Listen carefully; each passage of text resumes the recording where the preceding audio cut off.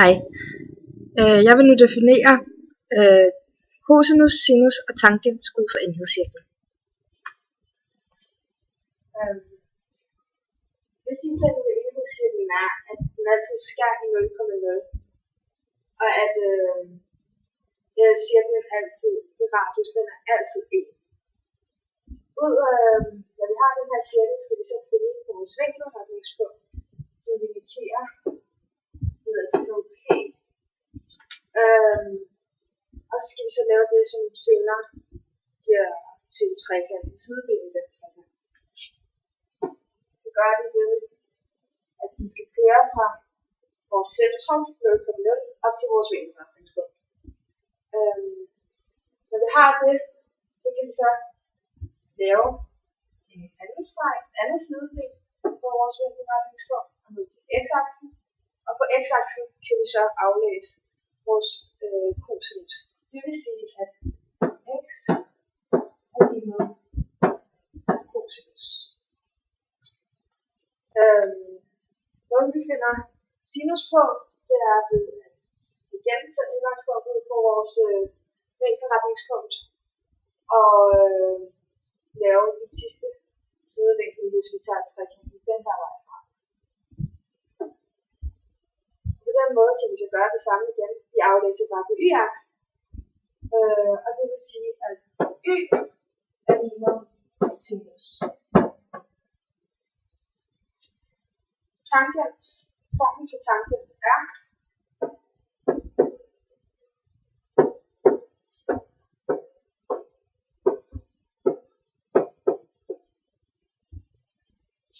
så vi har fundet ud af, at vi ved hjælp at vi kan finde cosinus ved hjælp af en grafs x-koordinater til en vinkelens retningspunkt, sinus til en vinkel ved hjælp af y-koordinaterne til vinkelens retningspunkt og tangent ved at dividere sinus med cosinus.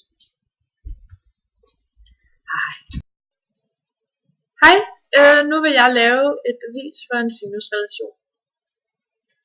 Her har vi en vilkårlig trekant, og den er delt op i to omgivende trekanter, og der ved vi, at sinusrelationen er modstående katete divideret med hypotenuse.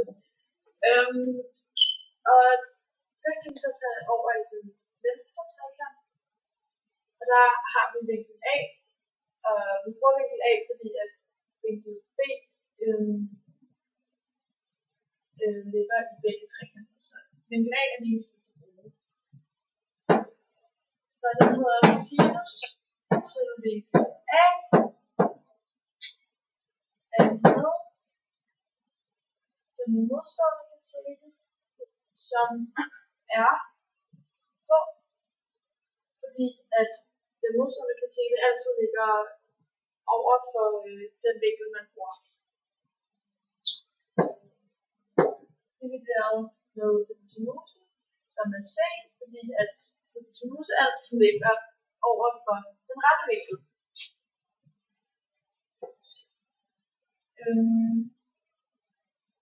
Og da H er det eneste, som de to retvinklede trekanter har til fælles, så skal vi isolere H. Det gør vi ved at sige H er lige med C gange sinus til A. Nu vil vi gøre det samme i højre trekant, og der bruger jeg lige farven på. Der er det samme. Sinus til vinkel C er lige med modstående katete, som er på igen, divideret med A.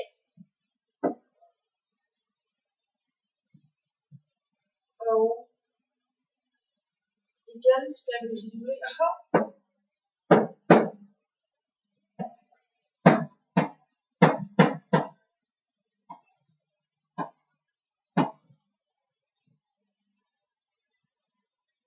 Det næste vi skal er at gøre de her to ligninger lige med hinanden.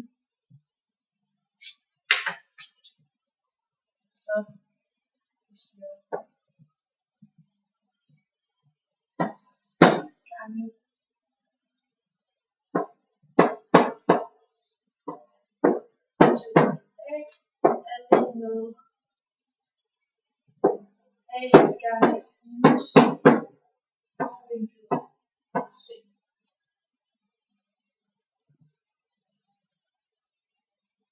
Og nu vil vi omforme ligningen, og det gør vi simpelthen bare for at gøre det mere overskueligt. Og det gør vi ved at dividere med sinus til vinkel A gange sinus til vinkel C på begge sider af ligningen.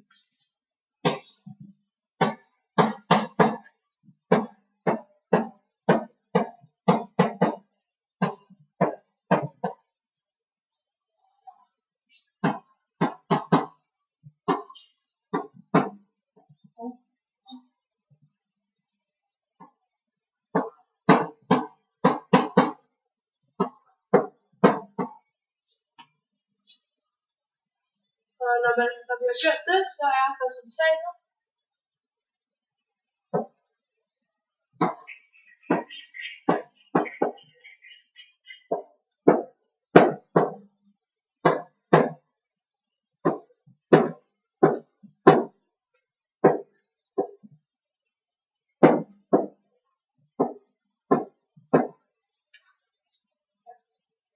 og derfor kan vi se